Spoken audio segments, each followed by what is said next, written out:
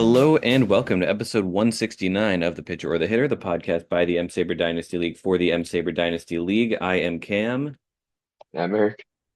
and Sahil could not make it this week. He is busy, but I am joined by a fellow finalist. That's right, we're two people who are finalists in M-SABR leagues. Of course, Erik, finalist in the Dynasty League, and I will be facing Anthony in the finals of the Gallardo League. Of course, two very equally exciting finalists that we have here. Yeah, feels good to be back, and it was good to get the first playoff win in a few years too. Yeah, Definitely needed that. yeah, 2021 final over Connor was the last time you won a playoff matchup before this. So crazy that it's been this long. But yeah, no, congrats. You're going to be playing EBO. EBO had just an absolutely dominant week over Sawhill. I will get into both of these matchups very quickly. Want to talk about yours first, though, since you're here? Sure, yeah, yeah. It's pretty cool to have a finals rematch too for the first time. But yeah, with Andrew, I pretty much like pretty soon into the week, I knew it was either going to be like a six category win or maybe seven. But yeah, we kind of grinded out the whole week. Pitching or hitting was super close. Pitching was a little weird because one, lost Ronaldo early in his start. And I had DeGrom. I knew he probably wasn't getting a quality start, so I knew my ceiling was 10, but ended up tying in the end with a couple good ones late. But I know he was probably going to win Ks. And then he made a couple bad decisions with streamers for pitching, which helped me a lot too. But yeah, feels good. Yeah, no, absolutely. A 6-4-2 victory. Yeah, just a really solid pitching week for you. Andrew, terrible rate stats on the pitching wise, but 8 saves, which is kind of wild. Yeah, I wasn't really following his streamers necessarily. Who did he have that went poorly? Colin Ray gave up 10 earned in his Oh, one. Jesus. Yeah, that'll do it. Yeah, And Colin Ray 10 earned. Yeah, looking like a rough time out of the bullpen for Sir Anthony Dominguez. Two bad start for Luis Ortiz. Chad Green got blown up out of the bullpen. DL Hall made a bad start. Yeah, so a lot went wrong there for Andrew. He hit kind of mediocre as well. Had an OBP below 300 this week. Um, Tommy Edman though was fantastic. He was basically Andrew's entire offense. 5 homers, 8 RBI, stolen base, 440 OBP. So great week there. He won those two categories for Andrew to make it closer. I'm looking at your team though. The pitching was spectacular. George Kirby made a really great start and a really bad start. But the great start was 7 shutout innings, only 1 hit allowed. Great start for Corbin Burns. You got a couple of holds. You even got a rare save. That's rare for your team. Tommy Canely got one. I guess you've been rostering him since August. Um, but yeah, that's exciting. You hit really well too, I would say. 355 OBP. Um, just running down your lineup now. Brent Rooker drove in 8 runs for you, scored 4 times. Anthony Santander hit a couple of homers.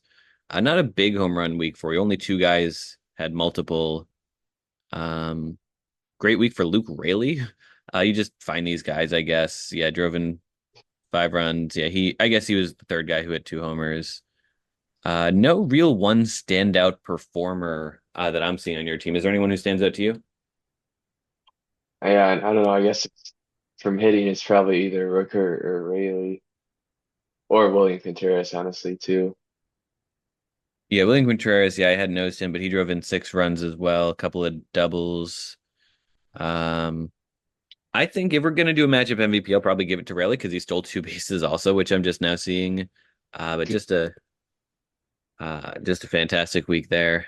Um, Yeah, he was a decent replacement for Vinny P when I lost him. That was a big loss, but really picked up the slack for the couple weeks I had him, but I cut him yesterday. So that's right. Yeah, matchup MVP. I wonder if this has ever happened. Matchup MVP who's no longer on the roster at the time of recording. that's hilarious. I feel Yeah. like maybe this did happen once a couple years ago with someone who's traded, but that Or, is that is fun. But yeah, any other thoughts on this matchup? Definitely, Andrew definitely kept it very close. Yeah, he tied quality starts. He also tied you in holds. He would have had to, I guess, have a better offensive week. A lot of these categories weren't really in doubt beyond making it a possible 6-6 game. But any other thoughts on your matchup? Yeah, I mean, I guess it was a tough win. Yeah, I guess I was a little comfortable by Saturday, and because I know I got all those runs on Saturday, I think. But before that was really stressing. So nice win, and yeah, it's been pretty hard to get holds lately too. But I think I got a decent chance this week. Yeah, no, absolutely. You're gonna, yeah, definitely have to shape up that bullpen against EBO. Let's talk about them. They had a comfortable 7-3-2 win over Sahil. Sahil had some chances towards the end of the week to make it close, but he had I mean, he was trailing 11-1 at some point on Thursday or Friday. He played fine. Kind of an average hitting week. Not a great pitching week though. Whereas EBO, I mean, they pitched terrifically, got a 2.528 ERA, 1.162 WHIP. They hit 22 doubles, and they're going to be back in the finals for the first time since 2020.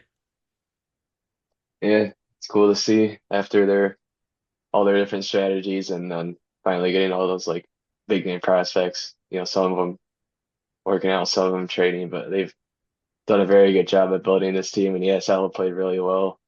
Just had a few bad starting pitching performances and couldn't get either the save their hold stats, but so just slightly went to EVO. Yeah, I think it's crazy. I had this thought. EBO has been to the finals, done a full rebuild, torn everything down, built it back up, and gone back to the finals. And in that time period, I've been pretty much exactly the third best team, no more, no less, the entire time. Oh, I forgot. That's hilarious. Yeah, so um I don't know who that says more about, but that is certainly interesting. Yeah, Sahil, yeah, you mentioned some rough pitching performances.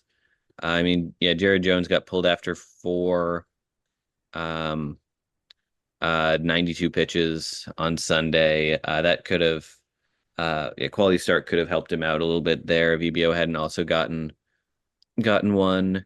Rough outing for Garrett Cole, um, on Saturday, really hurt him. Uh, I mean, Rizal Iglesias got blown up in the bullpen. Bailey Ober got blown up. Who else is who else Yeah, pitched? Yeah, Cole had that blow up start against the Red Sox. I heard a stat where he's like terrible against the Red Sox, which is hilarious. man, that is hilarious. Yeah, he had yeah, what happened? He intentionally walked Devers and then just kind of fully blew up. Yeah, I think so. Man, Something that like that. is yeah, he had yeah, I think like four shutout innings or something like that going into that. Yeah, rough start for Max Fried, rough start for JT Ginn. Just nothing went right for Sahil pitching wise. Hitting wise, Fernando Tatis had a good week after kind of a rough round one. So he's helping this team out in a losing effort. Looking at EBO though, the pitching was spectacular. Carlos Rodon, 14 Ks, a quality start. Um, Pablo Lopez, a seven shutout innings, quality start, 10 Ks. Just really, really great performances there.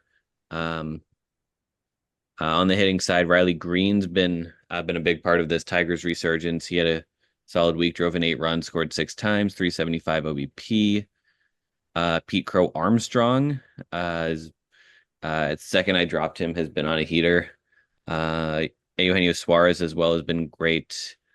I think I will probably give it. Let me just see Rodon. So looking at Rodon starts, I'll give it to Rodon. You know, he one quality start, nearly had another, and just being a guy that they acquired in the offseason, people were definitely not not thinking that was a good trade for them. But coming out to get him and him being clutch in the semis, I think is great for them. Mhm. Yeah, that makes sense. A lot of good performances. Like, so happy to see Green and all these young Tigers hit. It's been awesome. No, for sure. Um, but yeah, anything else on this matchup? We've got You versus EBO here in the finals. Do you want to start to break this down? Sure, let's do it. All right. So I guess yeah, just looking at the standings in the regular season, you finished first in the regular season at 15-4-3. EBO was a game and a half behind at 14-6-2. So we got a 1 and 2 seed in the finals um for the second year in a row, I believe.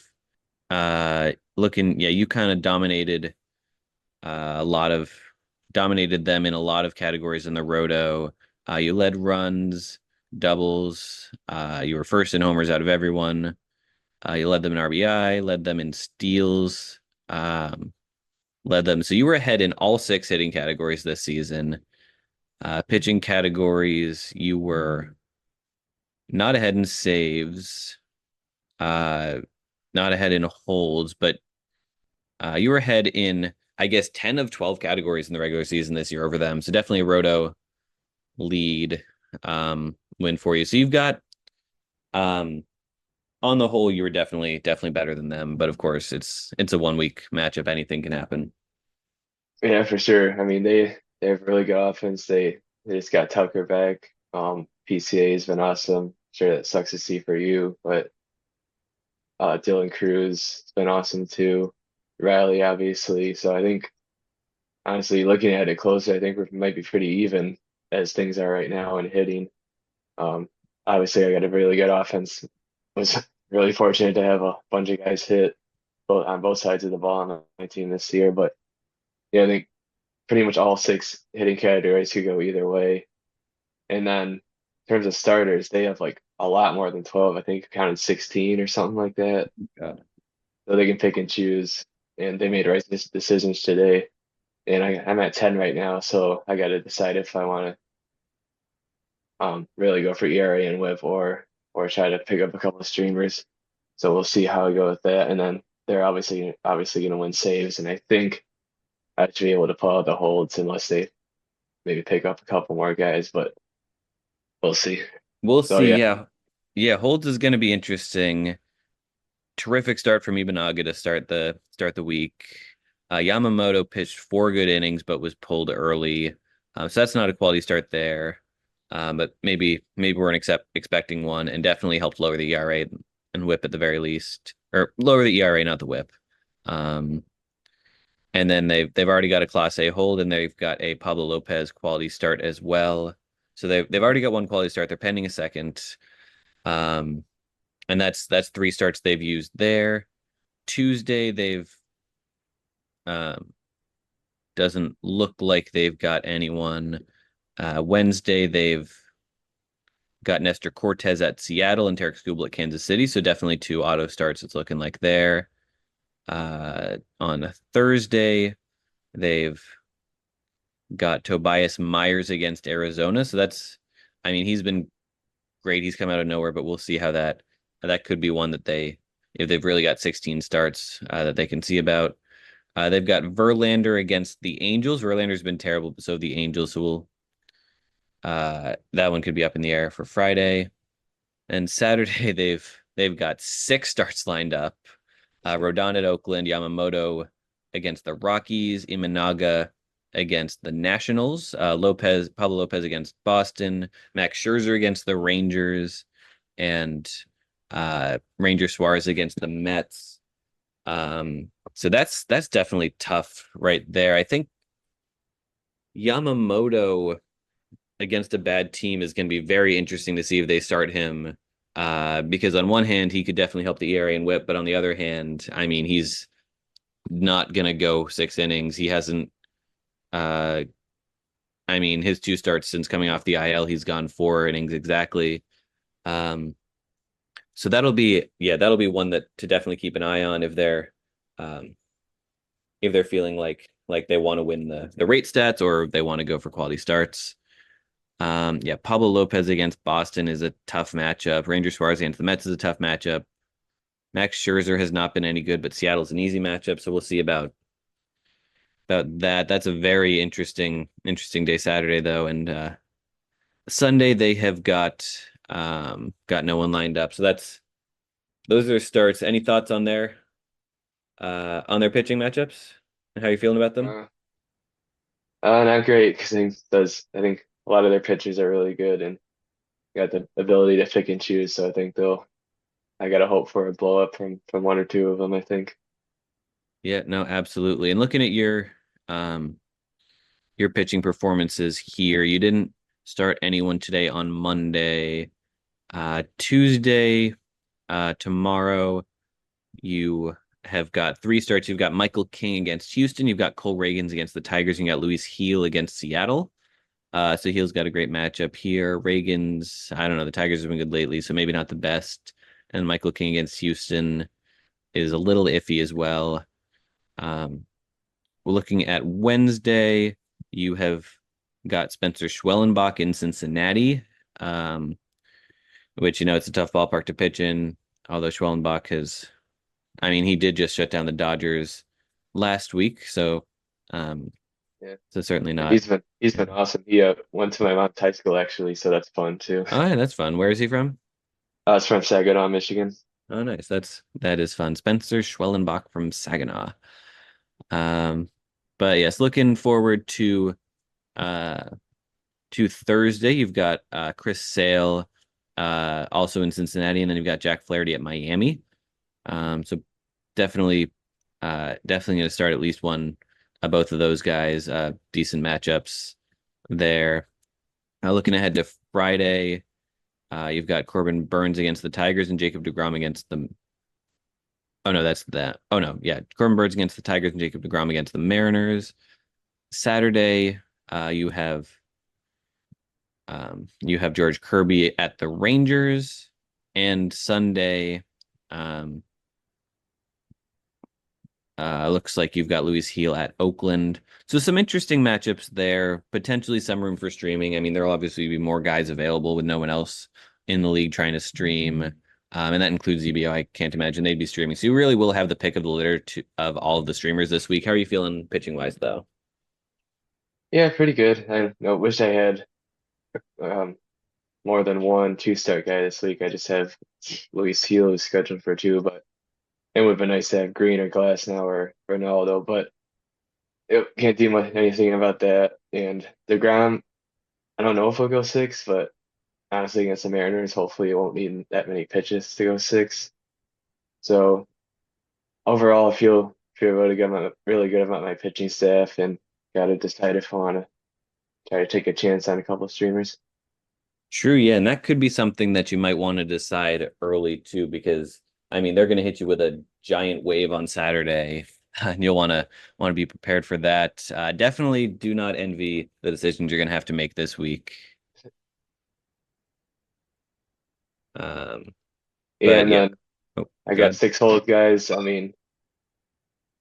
mean they've been overall like pretty decent on the year and the last like month, but like really cold over the past 2 weeks. So hopefully they can turn it around. But I feel decent about the guys I have. They're all pitching in pretty much the seventh or eighth for good teams. So, but we'll see. It's so finicky with holds. Yeah, definitely, and at least these guys are easy to kind of cut bait on. Right. Um, yeah, if you need to, and then yeah, Tommy Canley, he got the save on Sunday. It doesn't seem like it's a thing that's going to keep happening, but at least he's there for holds or he's there to cut if you're streaming. You've got Matt Strom, Jake Cousins. I like a lot. Uh, yeah, Phil Maton and Trevor McGill. So yeah, definitely an interesting group of guys there. EBO, um, in terms of relievers, I mean, they got Robert Suarez, who's a closer.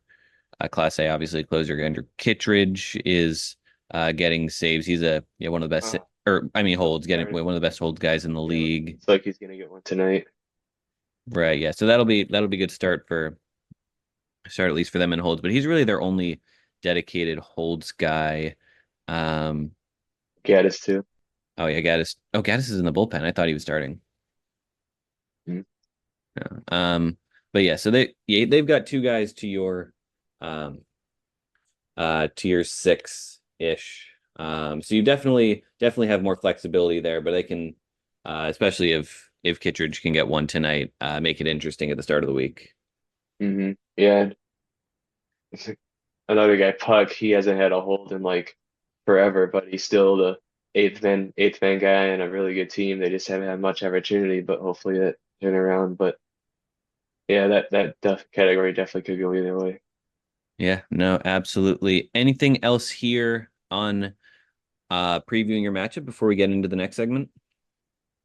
No, I guess yeah, like I said, hitters just depends on who's hot. But I think we both get really good offenses and honestly really good overall teams all around. So could could come down to the wire. I think it's probably going to be like a 6 or 7 category win for one of us. Yeah, no, absolutely. I have no idea how I'm going to pick this yet. But breaking news, Sahil is done with his work for the night and he's ready to hop in the meeting. In fact, he Let's is go. logging in right now. Sahil, can you hear us? Hello, hello. Uh, How's it going? Good, perfect timing. We just finished previewing the matchup, so we are ready to have you kind of give your post-mortem before the pick'em. Oh God. Yeah, well, appreciate you having me on as a guest here on the podcast. I guess I usually co-host, but yeah, I had a busy day at work. I thought I wouldn't be able to make it on, so I told Cam to go ahead, but I wrapped up what I needed to do a little early, so I'm on for the postmortem. Thank you, Eric, for taking over my normal duties. Uh yeah, that was frustrating. I think everything that went for everything that went right in my matchup against Cam in round one, like the opposite happened last week. Like I already knew I was going to kind of come in at a deficit just because I didn't have any two start weeks, but like I didn't think it would get that bad. Rotation just kind of all fell apart at once. Nobody really seemed to get into a rhythm. Offensively, I actually hit pretty well to start the week, and then, I mean, I still hit well most of the week. I won a couple of the offensive categories, had a big homer and RBI week, but just really couldn't consistently put it together in all of the categories. And meanwhile, EBO just, I mean, every time I looked up, be another home run, another quality start. Like they just did not let up at any point during the week for me to really seriously get back in. And I swear, like every morning I'd wake up and I'd be like, all right, I just need this, and this to happen today. Um, and there would be times, especially the starting pitching, it was really frustrating. I get like 3 or 4 shutout innings and I'd be all right, be like, all right, I'm gonna get my quality start. I'm gonna get the whip down to like some more competitive and like things are gonna start to work out. And then like Nola and Uber and I think there was somebody else just like or Garrett Cole, like all of a sudden, like I'd look up and it's like, oh, they gave up 6 earned runs, like just in an inning. And so it was a frustrating week to manage. Um, and honestly, this might have been one of my more frustrating teams as a whole. Um, I sent Cam a chat about this, so I won't let him guess, although I'm not even sure Cam actually read the chat. But Eric, you can guess. I have 28 players who are currently on my roster who are bats and starting pitchers currently on my roster that have been on my team for most of the year. So not including streamers or Jake McCarthy and Tyler Fitzgerald, who I just picked up. Want to guess how many of those 28 actually played a full season on my team? oh, jeez.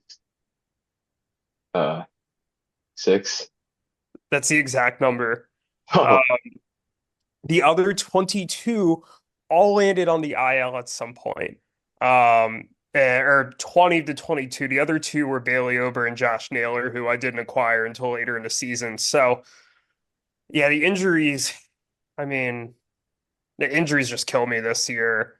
And they're all poorly timed too. I mean, a lot of them coming here at the end of the season, right when I was trying to make a push, and it led to me having like 10 or 11 IL guys. And like I still remember Trey Turner going down with the hamstring strained. He's on the IL for 6 weeks, and literally the day before he comes back, Mookie Betts breaks his hand uh from the hit by pitch. So I mean, just like it was never my year. I'm happy to have made it as far as I did, kind of given the circumstances, and it does give me reason to feel optimistic. about my team moving forward that I think there's going to be some positive injury regression. And also, I mean, I'm really happy with a lot of the moves I made in season.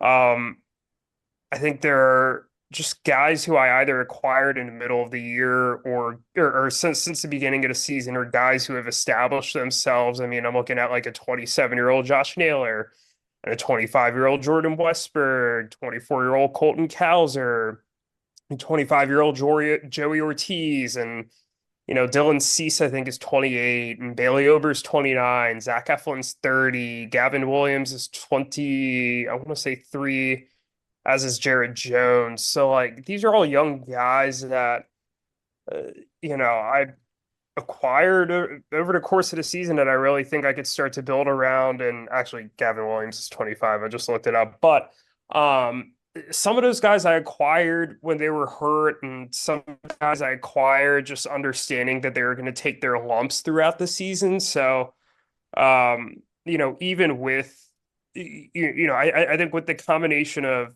better injury luck and also some more development from those guys, I think next year can certainly be better, and I'm certainly excited to tackle this offseason. Um, and then honestly, too, like, what we've played in this league for 7 years now. We've averaged about, say, 24 to 25 weeks a season, including the playoffs. Let's just round it up to 25 to make it even. 25 times 7 is 175 weeks. This is only the fourth week out of 175 that I am not competing in. I mean, it's 7 semis appearances. I'm the only team to make it to the playoffs 7 times, 3 finals appearances and a championship. Like, I'm blessed that losing in the semis is considered a disappointment relative to just how I've done in the league as a whole. So, um, frustrated, yes. I don't think I'm nearly as depressed as last year's result. I'm always sad when the dynasty baseball season ends. It's my favorite fantasy league by far. It's not remotely close. No offense to any other league, but um it's always a fun year to compete. I got to beat Cam. It's always fun beating Cam. Uh and yeah. Anything else you'd like to hear from me? Well, I'll have you know I did read your message, so thank you very much. Um, yeah, it's a tough season, tough way to go out. But you played a solid matchup, so it's Yeah. yeah, kind of. Yeah, there have been several teams that have kind of gone through multiple eras and multiple iterations already, and I've just kind of stayed consistent. And Eric has as well. I mean, obviously the shortened season he didn't make the playoffs, but every other year, I mean, well, 3 championships. This is now what, Eric's fourth finals appearance? Yeah, fourth. Just insane. So congrats to Eric. Congrats to Zane as well. And I think two other things I'll say. I think Zane summed it up well to me after Friday. He was like, I've played like my worst case scenario 5 days, and he's played one of his best case scenarios. If we played a matchup 10 times, I'm sure it kind of looks closer to 50-50. They had an incredible team this year. They've done incredible so far, and I want to give them their praise. I've given a lot of praise to Zane individually, but want to also kind of give it publicly here. The second shout out I want to give to is Yuki for keeping me grounded. I spent a good chunk of the weekend being like, all right, Yuki, I just need this, and this to happen, and I can get back into it. He was down here in DC visiting for the weekend, so we went to the Michigan bar down there, went to Nationals game, and we're eating dinner, and at one point he's like, Sahil, your team's just cooked. So shout out to Yuki for keeping me grounded. He knew the whole time, but it was a fun weekend. We got Walter Johnson bobbleheads. Hey, all right. For the 100th anniversary of the 1924 Washington Senators championship. So, but yes, that certainly softened the blow of the of how the semis went. But I'm ready to come back and make some trades this offseason and improve this team even more. I've been thinking about players to target for weeks now. I have players I want to target from both of your teams, so I am ready to talk some trades. So, and as a matter of fact, I've already sent out some feelers. So, All right. Well, that is you're definitely not going to go quietly here, I'm sure. All right, but yes, we do have finals to pick here. Um, and looking at last week, we both went 2-2, or 1-1 rather. We both correctly picked Eric, and we both incorrectly picked you. And then Zane correctly picked both Eric and himself, which means it looks like I am still up, but just barely. all right, it does appear so. Yeah, and then the way we do this is we pick each category in addition to picking a final score, and each category counts as a point. Last year I was kind of dead on. They're both you and I were. I picked me to, or I picked 11 of the 12 categories right and ended up losing because of the category that I picked wrong. And then you picked the same categories, but you also picked a tie that didn't, a category that didn't tie. You picked it to tie. So, uh, we were pretty good, and I accidentally typed Sahil versus Erik in our sheet for the finals. God damn it. I was trying to manifest it. But yeah, so Erik, I'll let you pick last since it's your matchup. But Cam, you go first. Oh God, this is. I have not put much thought into it. I think Eric will win runs. I Okay. think I think EBO is going to win doubles. I think Eric will win homers, RBI, and steals. I think EBO is going to win on base percentage. Oof. I think I think Eric is going to find a way to stream enough strikeouts. I think EBO is going to win quality starts and saves, though. I think Eric will win holds, and I think EBO is going to take ERA, but Eric will take WHIP. I believe that makes it an 8-4 Eric win. Uh, 7-5 Erik win. 7-5 Eric win. All right. Yeah. All right. I know I chatted you a set of predictions, but I thought about it more and mine are different. I'm gonna pick Erik to win runs. I'm gonna come back to doubles because I'm still thinking about that. I do think Erik wins homers. I do think he wins RBI. I do think he wins steals. I'm gonna come back to OBP. So I haven't taken a huge look at how the matchup has gone so far, but I do know that EBO had like a really fun slate of starting pitchers going today: Imanaga, Yamamoto, and Pablo Lopez. Um, that just so that's what makes otherwise K's and quality starts are like the Erik categories. It's the only thing that's giving me a little hesitation. Uh, I'm gonna say I'm gonna say Erik gets strikeouts. No. No, I'm gonna flip what you did. I'm gonna say EBO gets strikeouts, but Erik gets quality starts. I think EBO gets saves, Erik gets holds. No, okay, let's go back to doubles and OBP then. I think I think EBO takes doubles. Yeah, I think that's fair. And then I'll say EBO takes it OBP as well. God, I'm just basically picking what you picked. Uh, okay, I'll say I'll go bold and say Erik takes both ERA and WHIP, which puts him at that's 8-4. Erik wins 8-4. Um, actually, I'm gonna make one revision. I think they'll tie in doubles because I want to pick a category to tie. So 8-3-1. All right. So we're both picking you, Erik. What are you thinking? Yeah. Yeah, this is really tough. I think I'll probably just pick myself too. Is there ever been a tie in the playoff? Because I think I'm gonna pick myself to win 6-6. Ooh, I feel like weren't the 2019 finals a 6-6 tie? I don't Let think me so. I could be wrong double about check. that though. No.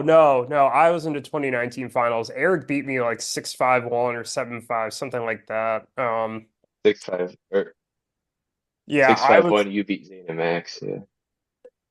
yeah, I was shooting for the tie against Erik in 2019, but it was my fault for holding on to a bunch of injured players instead of cutting the likes of Yanni Chirinos. Mm. Man, Yanni Yeah. Chirinos. Oh, Uh, that was the year. I'm gonna get off topic here, but I'm that was the last year that they had 40-man rosters and like everybody in your 40-man could come up in September.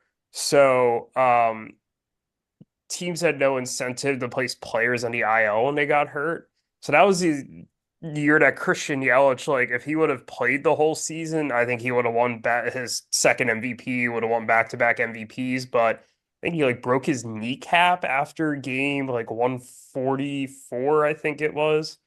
When he got hit by a pitch and he missed the last 18 games. But of course, the Brewers didn't put him on the IL. They just let him sit on the bench. So he didn't play again that year, but he counted towards an active roster spot. So that annoyed me. There was a couple of things like that, but sorry, go ahead, Erik. That was completely unrelated.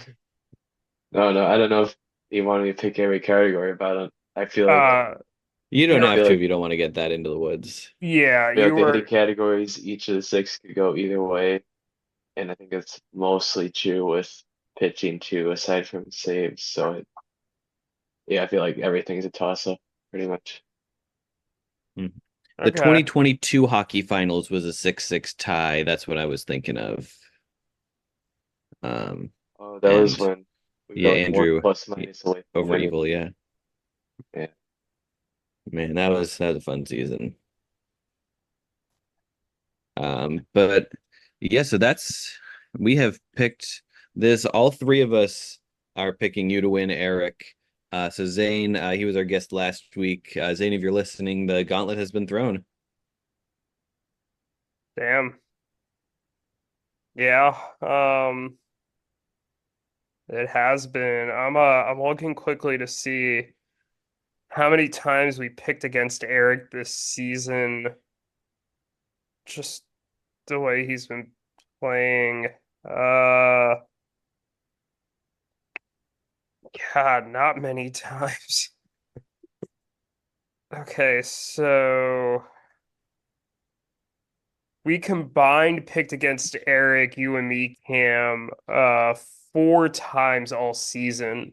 So like individual votes, not like we had a not like one week both of us picked against Erik and that counted as one. We individually combined four out of what 22 times two plus the two last week, 4 out of 46.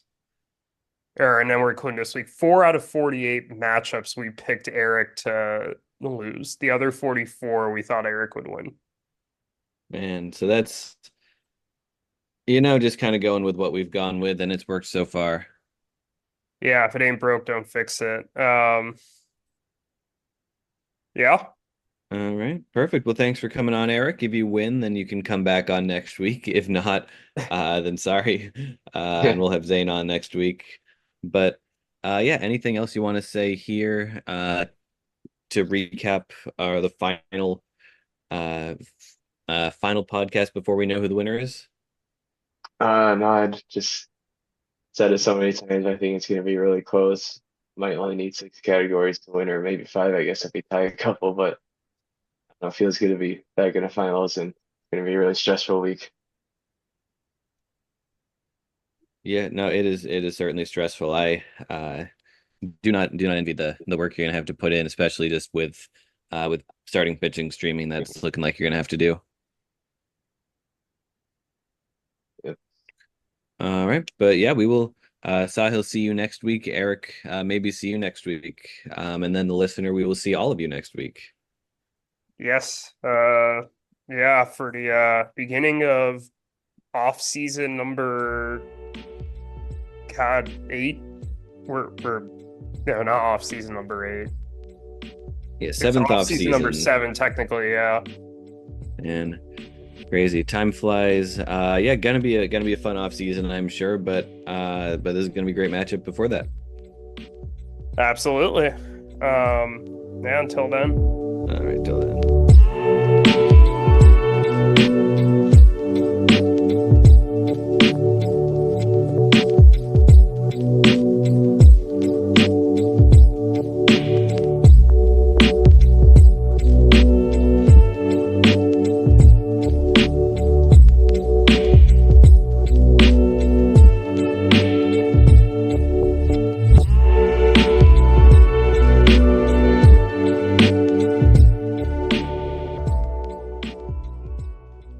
This podcast is good.